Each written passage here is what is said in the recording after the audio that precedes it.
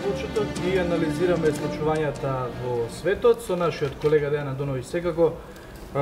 Дејан, она што е на некој начин интересна или не би рекол запрепастувачка изјава на невообичаена изјава. Невообичаена, точно. Тоа е терминот. На Доналд Туск, председателот на Европскиот совет, вели специјално место во пеколот за оние кои инсистираат на Брекзит без соодветен план. Во меѓувреме Тереза Меј и гори под нозе, на 29 март треба нели да ја напуштат Европската унија. Утре има нов состанок со Јункер. Меѓутоа ЕУ е децидна дека од Брекзит за Брекзит нови преговори нема. Да објасниме, неговата, да би рекол, клетва е невообичаена изјава, особено за човек. Клетва или невообичаена изјава? Па тоа е, сега знаеш како малце и паранормална изјава која вели дека луѓето кои се го застапуваат Брекзит ќе имаат посебно место на пеколот, а утре тој еден од тие што го застапуваат Брекзит ќе дојде во Брисел, конкретно Тереза Меј. Делува како веќе да му ја прекуглава со. Па ова со Брекзитот дефинитивно, освен што е гори на нозе на Тереза, под нозе на Тереза Меј, ми се чини дека и во Брисел на некој гори под нозе, бидејќи вистина нема план што понатаму.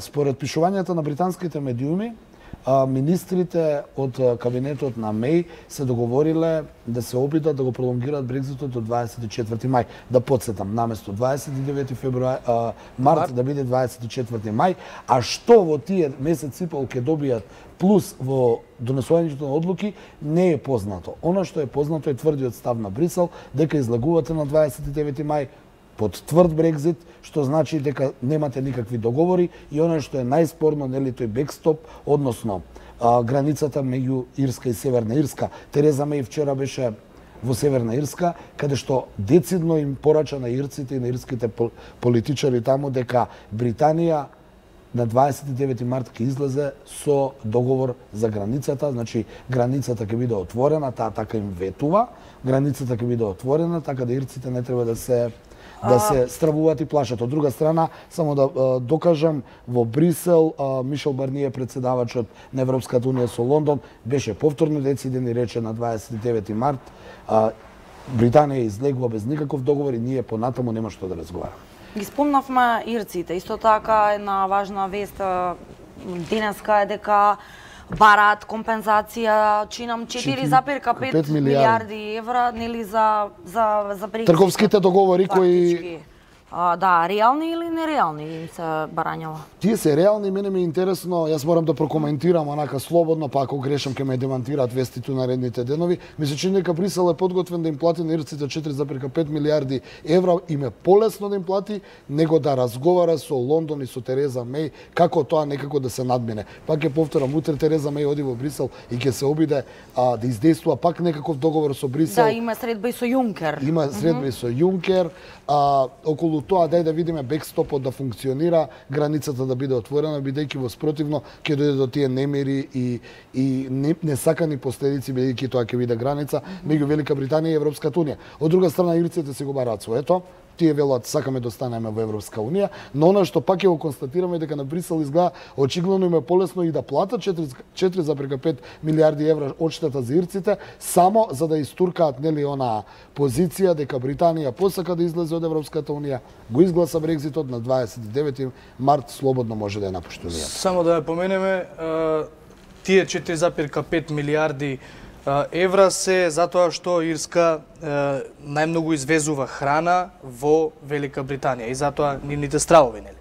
Тие стравуваат, но и ќе потсетиме дека ирците и шкотите сакаат да останат во Европска унија, произлезе дека англичаните и жителите на Велс не сака да останат во Европска унија, но како што се менува нели расположението и се доближува оној датум за напуштање на Велика Британија од Европската унија, сега според последните анкети и велшаните сакаат да останат во Европска унија, па некако англичаните останаа осамени од целата оваа приказна, што може да предизвика големи последици доколку се продолжи со тие тврди ставови. Затоа велам, утре ќе видиме што ќе направи Тереза Меј во Брисел, дали ќе има некои отстапки? Да, сметаш ли дека можеби еве средбите на повисоко ниво би донеле можеби омекнување на Јас очекувам дека ќе има омекнување, но ми се чини дека целата оваа шарада има за цел да им покаже на другите држави членки на Европската Унија што може да се случи доколку сакаат да напуштат едно европско семејство, зашто дале обврски.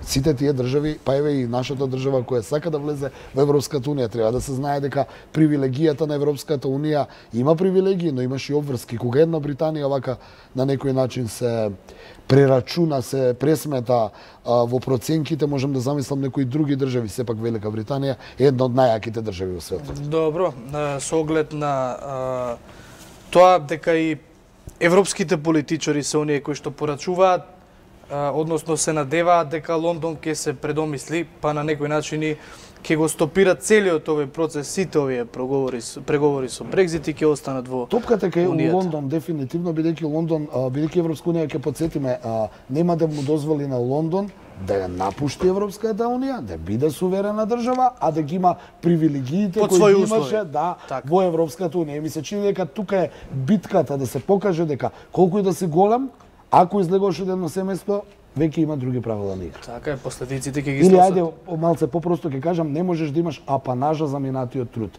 Минатиот труд е минат труд, она што сега го работиш, колку ќе сработиш, толку ќе имаш. Конкретно, ако излезат од европското семејство, ќе ги имат истите пристапи кон европскиот пазар како и државите кои не се членки на Европската унија. Така, пред да преминеме на Балканот, ќе се задржиме на уште една светска тема, а тоа е средбата на Доналд Трамп и Ким Јонг Ун.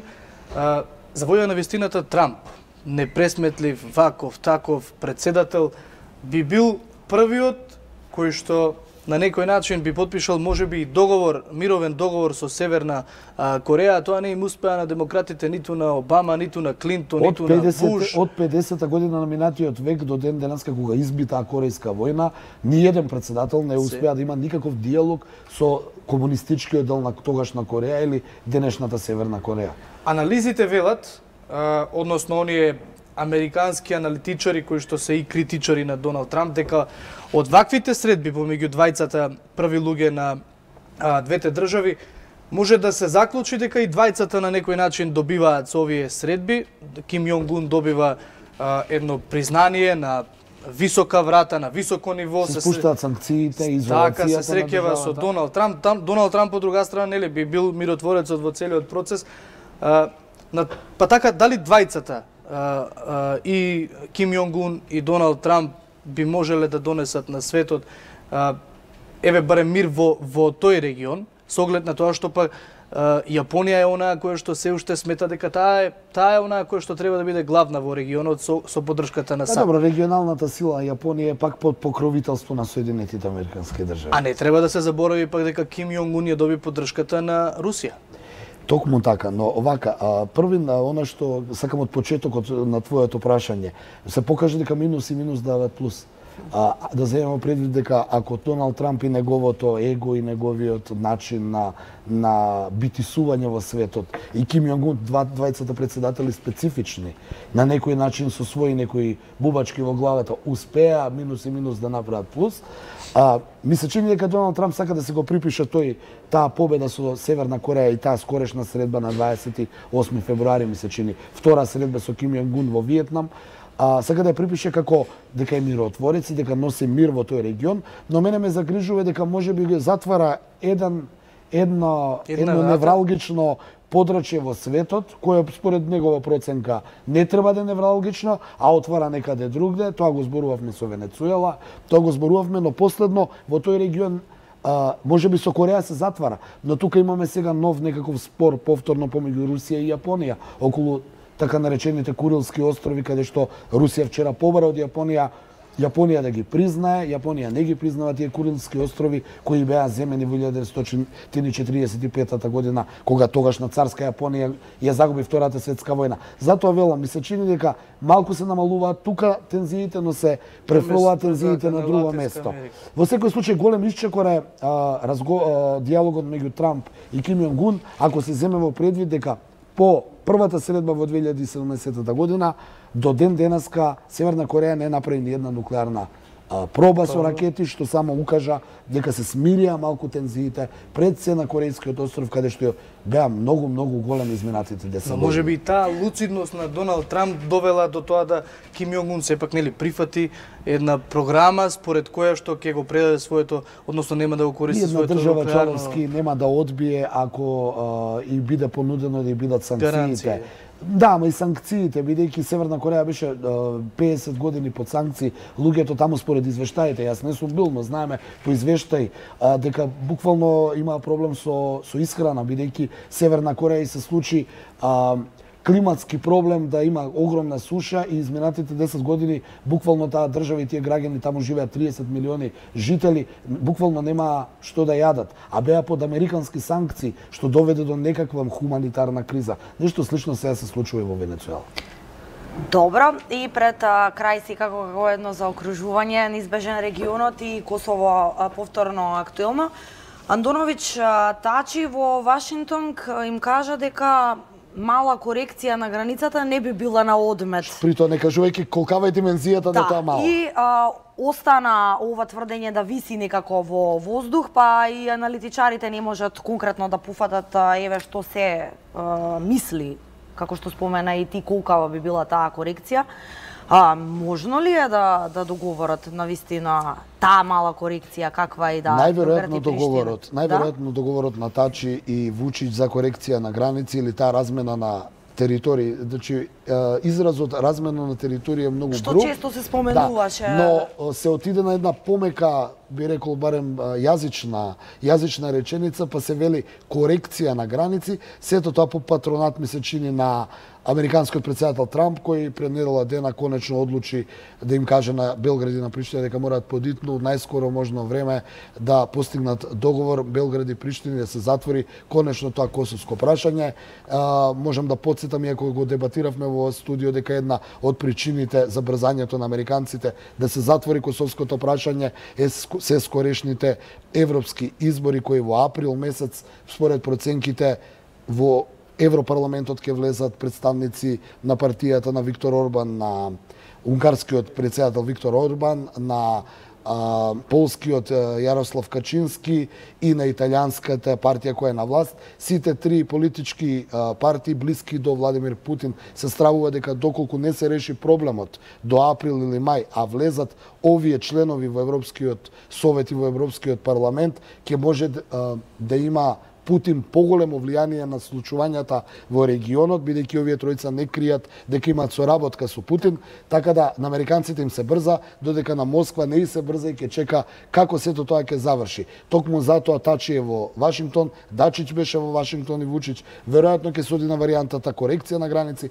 Не знаеме што е, според шпекулациите ќе повторам. Прешево, Медвеđe, Бојановац и Јужна Србија би влегле во таа така наречена косовска територија, од друга страна за возврат Косовска Митровица и северниот дел на тој таму цел дел каде што се и црквите и манастирите на српската црква, веројатно ќе влезат. Меѓутоа ќе видиме како ќе биде подготвена и светската јавност за сето тоа, но и домашната јавност, бидејќи и во Белград и во Приштина има противење. Треба да се подготви теренот. Но ќе бидеме сведоци на интересни регионални случувања. Само ќе потсетам од нигде никаде изјавата на председавачот на председателството на Босна и Херцеговина Милорад Додик, кој беше председател на Република Српска, кој исто така има тесни врски и не ги крие со Москва. Денеска излезе со информација дека не треба Босна и регионот да се секираат од граѓанска војна, но треба да се секираат од тероризам.